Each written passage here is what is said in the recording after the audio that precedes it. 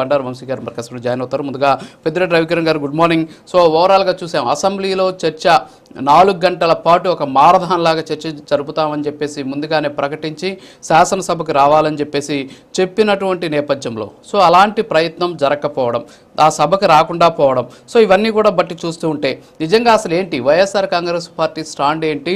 నిన్నేమో శాసన మండలిలో గర్జించినటువంటి పరిస్థితి చూసాం. అంటే సంఖ్యాపరంగా ఉన్నటువంటి పరిస్థితుల్లోనే వైఎస్ఆర్ కాంగ్రెస్ పార్టీకి సంబంధించిన సభ్యులు అసెంబ్లీకి కానీ శాసన మండలికి కానీ వెళ్తారా? అసలు ఏంటి నిన్న ఏం జరిగింది సార్?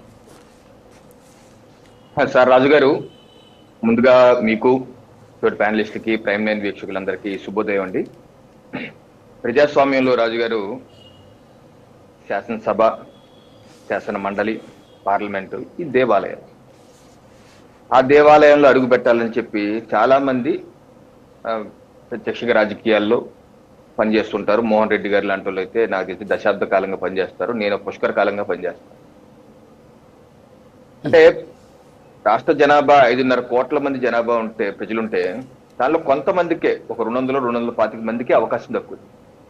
ఆ 225 మంది అక్కడికి వెళ్ళి రాష్ట్రంలోని వివిధ సమస్యల గురించి కావచ్చు, భవిష్యత్ ప్రణాళికల గురించి కావచ్చు, పేద బడుగు బలహీన వర్గాల యొక్క సంక్షేమం గురించి కావచ్చు, యువత యొక్క ఉపాధి గురించి కావచ్చు, ఎన్ని విషయాల్లో భవిష్యత్తు ఏ రకంగా మన రాష్ట్రాన్ని దేశానికి ముందుకు తీసుకెళ్ళిన దాని మీద చర్చ జరగాలి. దాని మీద చట్టాలు చేయాలి. చట్టసభ ఉంది చట్టాలు చేయటానికి.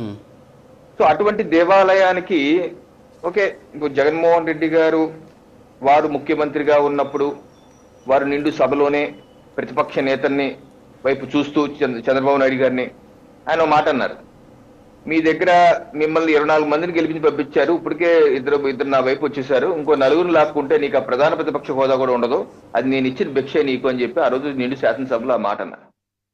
అంటే ఆయనకు తెలుసు సంఖ్య రాకపోతే ప్రధాన ప్రతిపక్ష హోదా రాదని. ఈ రోజు ఆయనకి సంఖ్య లేదు. ప్రజాస్వామ్యంలో ప్రజలు దేవుళ్ళు ఆయనకి అనుగ్రహించలేదు. ఒక క్రికెట్ టీం ఇచ్చారు. ఈ రోజు ఆయన ఏమంటారు, నాకు 11 మందే ఉన్నారు కాబట్టి నేను 11 మందితో వెళ్తే నాకు సమస్యల మీద మాట్లాడటానికి సమయం ఇవ్వరు, ఒక ఎమ్మెల్యేగా ఎంత సమయం దొక్కుతుంది, నన్ను అవమాన పాలు చేస్తారనో లేకపోతే సమస్య మాట్లాడే సమయం ఇవ్వరనో, అందుకని నాకు ప్రధాన ప్రతిపక్ష హోదా ఇచ్చి తీరవలసిందే మీరు అని ఆయన కోర్టుకు కూడా వెళ్ళారు. ఈ రోజు ఆ మ్యాటర్ ఇస్ సబ్జుడైజ్. ఆ యొక్క కారణం, ఏ కారణమైతే ఆయన చెప్తున్నారో, నాకు సంఖ్యాబలం లేదు, నాకు మీరు సమయం ఇవ్వరు, ప్రజా సమస్యలు పూర్తిగా కులంకషంగా నేను మాట్లాడలేను అన్నది ఆయన చెప్తున్నారు. నిజంగా ఆయన సభకు వస్తే సమయం ఇస్తారా ఇవ్వరా, ఆయనకి ఏ రకంగా హుందాగా చూస్తారో లేనిది అని తేలుద్ది. ఆయన గవర్నర్ ప్రసంగానికి మాత్రమే వస్తున్నారు, వారి సభ్యులతో 11 నిమిషాలు ఉంటున్నారు, పేపర్లు చించుతున్నారు, పోడియం మీదకి వస్తున్నారు, ఎగరేస్తున్నారు, వాకౌట్ చేస్తున్నారు, వెళ్ళిపోతున్నారు.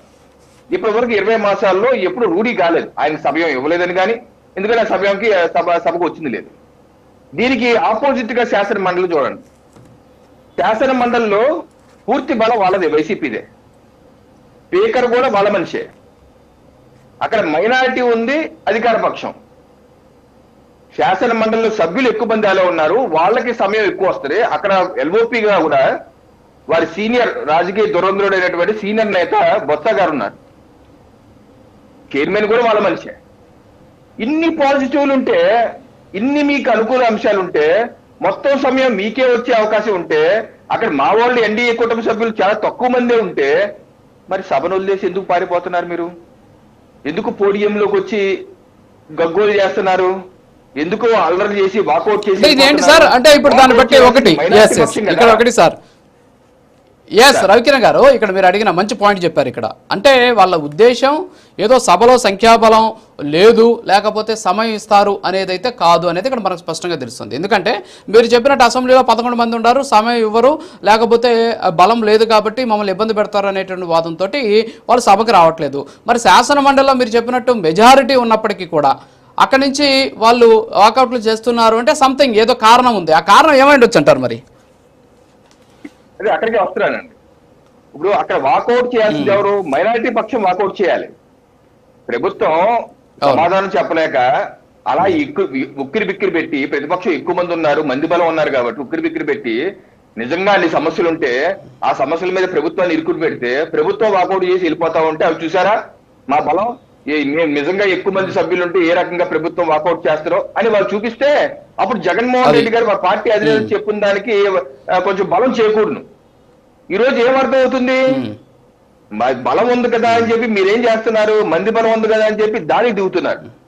మా పార్టీ సీనియర్ నేత ఎమ్మెల్సీ సోమవీర్రాజు గారు, సార్ ఎప్పుడైనా సరే ఏదైనా సరే రాజు గారు ఒక ప్రశ్న శాసనసభ్యులు కానీ శాసన మండలి సభ్యులు కానీ ప్రజల తరపున ప్రశ్నలు అడుగుతారు, ప్రశ్నోత్తరాల సమయం ఉంటుంది. ప్రజల తరపున ప్రశ్నలు అడుగుతారు. మా శాసనసభ్యులు వారు అడిగిన ప్రశ్నలు ఏంటో తెలుసా? పంచాయతీరాజ్ వ్యవస్థలో ఏ రకంగా డ్రైనేజీలు, రోడ్లు మెరుగుపడుతున్నాయి, ప్రణాళిక ఏంటి, భవిష్యత్ ప్రణాళిక ప్రభుత్వం నుంచి కావాలని చెప్పి అడిగారు. రెండో ప్రశ్న పర్యాటకం గురించి, పర్యాటక రంగంలో ఉపాధి గురించి. ఇది ముఖ్యమైన ప్రశ్నలు. ఏ శాసనసభ్యుడు కానీ శాసన మండలి సభ్యుడు ఆయన ప్రశ్న ఒక అడగాలని, ప్రభుత్వం నుంచి సమాధానం రావాలని, ప్రజలకు తెలవాలని కోరుకుంటుంది. ఆ సమయం వారికి రానివ్వకుండా శాసన మండలి స్టార్ట్ అవ్వగానే 10 నిమిషాలు ప్రశ్న అడగటానికి 20 నిమిషాలు తీసుకొని సమాధానం